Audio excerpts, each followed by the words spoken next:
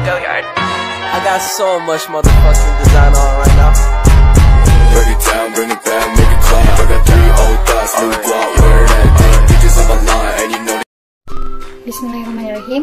Assalamualaikum warahmatullahi wabarakatuh.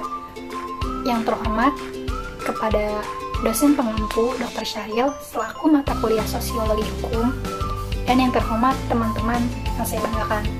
Nah, langsung saja saya Nafisa Saputri akan mempresentasikan mengenai tentang persamaan dan perbedaan sistem hukum.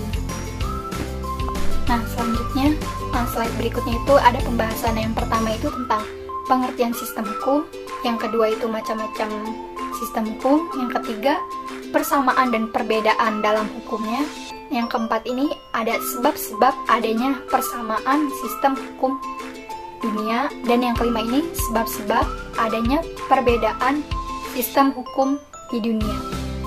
Nah, slide berikutnya itu materi pertama tentang pengertian sistem dan hukum.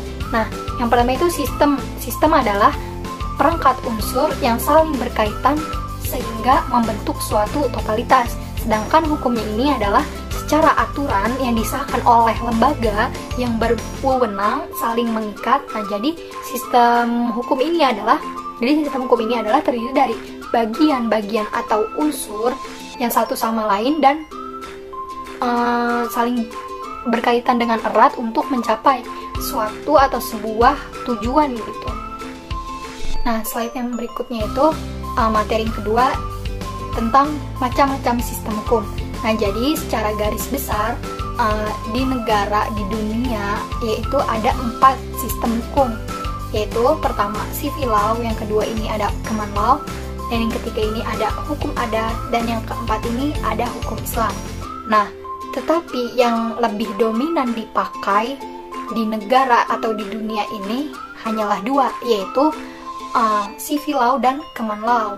Nah, jadi di Amerika Serikat strukturnya ini yang berbeda dengan di Indonesia, sehingga tidak cocok gitu dibandingkan atau diterapkan di Indonesia. Nah, perbandingan sistem hukum ini tidak hanya membandingkan negara hukum sistem hukum negara satu atau negara lainnya, tetapi juga membandingkan ke periode masa lalu dan masa sekarang gitu. Misalnya seperti undang-undang baru dengan undang-undang yang lama gitu, seperti itu.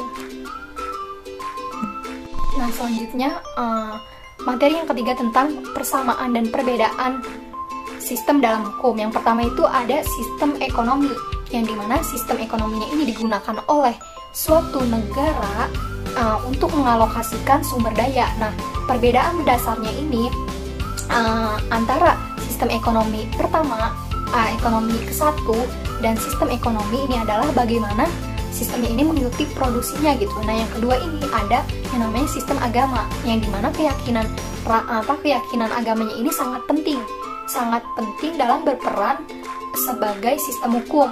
Nah, khususnya dalam hukum keluarga dan hukum pidana. Nah, saya ambil contoh misalnya dalam sebuah negara yang didominasi oleh umat Kristen itu akan kesulitan dalam menerima poligami, sedangkan dalam negara muslim itu sendiri mudah menerima poligami. Nah, yang ketiga ini ada sistem sejarah dan geografi, yang dimana sangat-sangat kuat dalam perkembangan dalam sistem geografinya. Nah, sejarah ini sistem hukumnya sebuah negara yang jelas dipengaruhi oleh kondisi fisik yang ada di negara-negara tersebut, terutama itu geografi, iklim, dan sumber dayanya. Nah, materi selanjutnya itu yang keempat, sebab-sebab adanya persamaan hukum di dunia.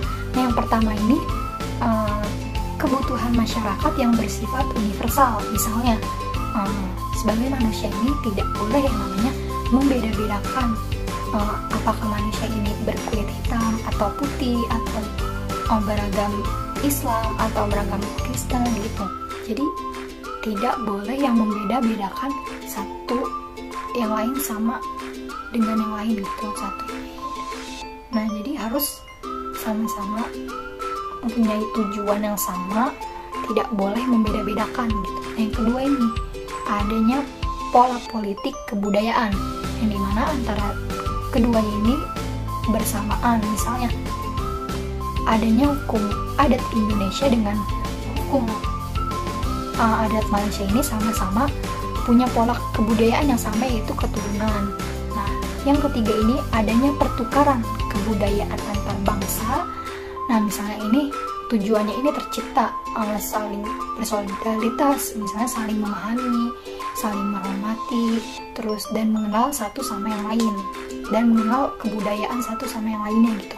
Nah, yang keempat ini ada sejarah pertumbuhan dan perkembangan, yang dimana persamaan dalam hukumnya itu beberapa negara atau dalam sistem hukumnya ini juga disebabkan sejarah pertumbuhan hukum yang sama, seperti antara hukum adat dengan hukum Anglo-Saxon.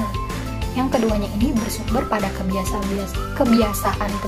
dan keputusan kepala adat atau hakim. Nah, yang kelima ini pertautan sejarah, misalnya hukum Indonesia dengan hukum Indonesia.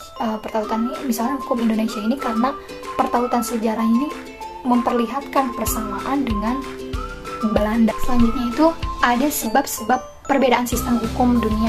Yang pertama itu keadaan tanah, iklim, dan suasana. Nah, yang kedua ini cara berpikir, pandangan hidup, dan karakter suatu bangsa. Nah, yang ketiga ini sejarah pertumbuhan dan perkembangan hukum yang berbeda. Nah, yang keempat ini perbedaan politik dan kebudayaan.